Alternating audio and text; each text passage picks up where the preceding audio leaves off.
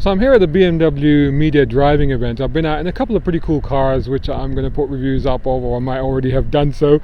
Check on the channel. And that was the M440 Grand Coupe and the BMW M4 convertible competition. So whilst I'm here, I thought I'd have a go in this. Why in this? This is the iX3 and it's all electric. I was hoping to have a go in the iX. It's not yet launched, so hopefully that will be early next year. So this is the iX3 all electric, 450 kilometer range, what's that, about 300 miles or something like that, and then the price is about £60,000. So let's have a quick go in this and see what it feels like.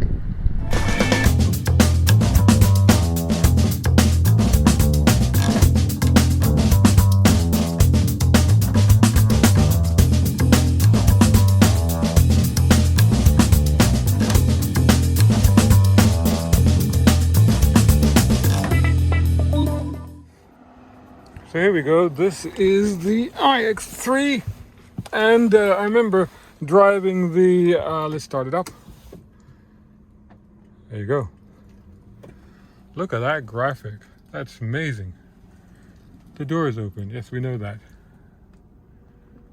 So that's pretty cool. So let's give this a go. I'm not going to go into too much detail about this car. I mean, this car, the X3, has been around a while, and also the fact is that it's a familiar car to a lot of people. And also, I think it was last year or the year before, I think it was last year, I drove the X3M, which I think I have a video of on the channel. So yeah, check that out. Let's see what this is like.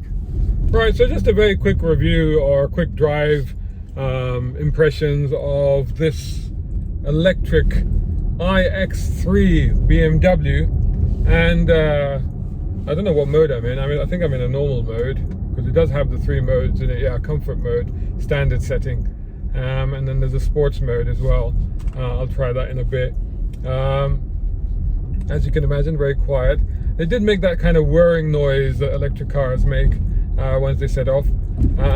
Doesn't feel too bulky or anything like that. Honestly, it feels just like an X3 would feel. In fact, not only would I not say too bulky, but there's even a feeling, I don't know, the last one I remember driving was the X3M. There's a feeling of lightness to this one, which is probably not what you were expecting to hear when it comes to electric cars, but there you go.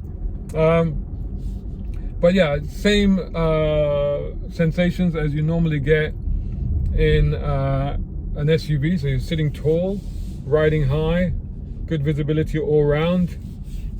Obviously the car is extremely spacious, comfortable, practical, all the rest of it.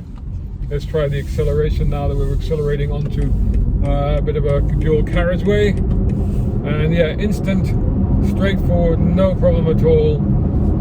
Relentless as you get in an electric car. Straight up to speed, not an issue.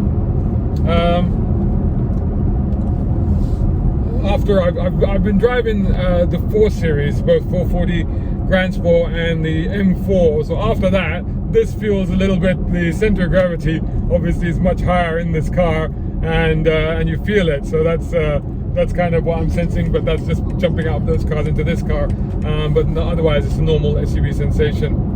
Quite a bit of road noise is about the only thing you're getting. No wind noise or anything like that, and of course no engine noise. But you are getting little bit of road roll. Obviously, the thing about doing these events is you go out straight in the car and then you're on a navigation route that they've set up for you. So I don't know if I'm on one pedal mode or not. I don't know how I would activate that. Honestly, I've just jumped in the car and driven off. But having said that, I lifted off the accelerator pedal, and the starter button is blue. Did I say that? And there's the blue highlights outside the car on the grille, also the starter button, and on the gear lever here, and on the badge in the middle of the steering thing. iX3 badge down there. Now, one pedal mode, I'm not sure how. I'm not seeing any easy way of doing that, so I don't know if it has got one pedal mode or not. I didn't come out of the nav. Oh, actually I can, because I've got the nav in front of me on the instrument panel as well. Sport displays, energy flow. Well, it shows you the energy flow, that's handy, of how that's working. No, I'm not saying that there is a way of doing that actually. So I guess that it drives normally, and I guess it fits in with the remit of these sort of cars, which is basically to make them as unsurprising as possible. so that they remain quite familiar to drive, because I think that's the idea with these cars, is that you're not supposed to have a culture shock of jumping into an electric car. It's supposed to be just like, yeah, okay, it feels like it should feel, you know, there shouldn't be any surprises. So I've just been on the motorway in this thing, very smooth, no issues at all, keeps up with traffic, of course, no problem at all. One thing I noticed is that 112 now it's showing me range on just over 50% charge. Of course, this being a media day, I'm guessing that it's been driven relatively hard, so that might have something to do with it. But yeah, I would have expected the range to be a little bit better. But other than that, I mean, you know, it just drives exactly like you would expect it to drive, like you'd expect an X3 to drive, you know.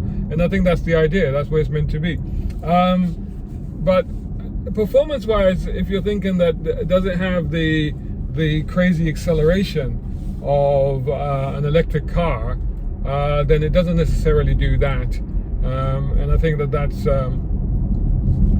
kind of one of the things that maybe you might have been expecting from it. Well, okay, so yeah, I mean, it does respond quicker than a petrol version would, that's for sure. And it's quite an instant response. Be a bit cautious with the throttle pedal. So there you go. This is a very quick drive of the iX3, the electric version of the X3, which is to say that it's everything that an X3 is, but it's electric, so it's cleaner and just a little bit more punchier in that mid-range for overtaking and stuff like that, but not necessarily confuse it with being any more sportier, just a bit punchier. Hope you enjoyed that. Let me know if you'd like me to bring you a full review of this car. But actually, well, the one I really want to review, hopefully we'll do that next year and bring it to you, will be the iX. Big shout out and thanks to Jay Williams over at Air Technic, who are my top tier sponsors. Check them out for exhaust, brakes, suspension and even body kits. Also, much appreciation to my tier 4 sponsors, Muhammad Ali Ahmed and Tom Conway Gordon. And of course, all of these other guys who have joined me on Patreon. Without their support, I can't be creating the content that I am doing. Perhaps you can join them. Head over to patreon.com/browncarguy. Even if you can't do that, make sure you're subscribing and sharing this channel, which of course is youtube.com/browncarguy. Also subscribe to browncarguy.com and follow me on all the socials. Just search for my hashtag, which of course is #browncarguy.